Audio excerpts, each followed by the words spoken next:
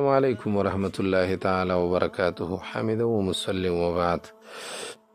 یو محترم ورور وایي چې د نکاح په باره کې پوښتنه کوو که چېرته د جنۍ پلار او د الک پلار دواړه ناست وي او د جنۍ پلار دغه جنۍ د الک پلار ته د الک د پاره ورکي او مولا صاحب هم پکې ناست وي، د خادی مولا یې کې او گواهان هم موجود وي او دغه امام صاحب محترم معزز او المکرم د نکاح وتړي، نو دا نکاح به شوي وي او که نه.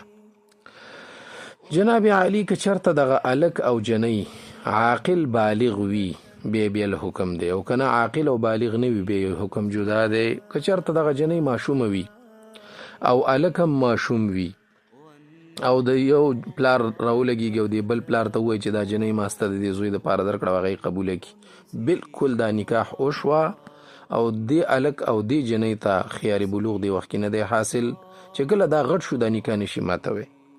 یا لیونیاني او په نکاح یې سره ورکړه، بس بلکل دا نکاح صحیح ده، نافظه ده، جایز هم ده او نافظ هم ده.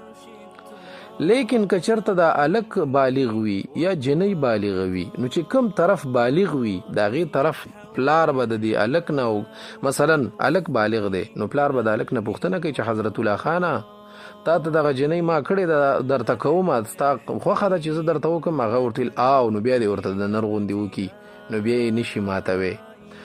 او جنۍ ده هغه عاقله بالغه ده، ښه مزیداره بالغه ده او عاقله ده، نو پلار به ورنه پوښتنه کوي چې فلانکی خانې تا موږ فلانکي خان ته ورکوو، ستا خوښه ده؟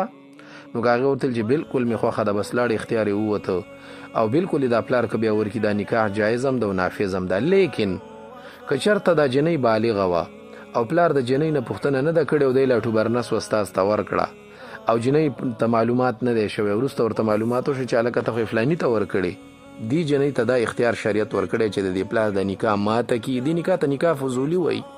فضولي معنا څه؟ دا موقوفه ده تر اجازې د هغه عقیدینو پورې چې هغه څوک اصل متزوجین دي چې ښځه او خاوند دي. که هغو کې دواړو نه پوښتنه نه وه شوې نو دواړو ته دا حق حاصل دی چې دا نکاح ماته کړي، او چې کوم نه پکې پوښتنه نه وه شوې که هلک و که جنۍ وه هغه دا نکاح ماتوی شي، اگر چې پلار ورکړي. پلار لا څه کوي چې نیکه هم ورکړي وي، ته خو لا پلار ښایي. نو دا وګوره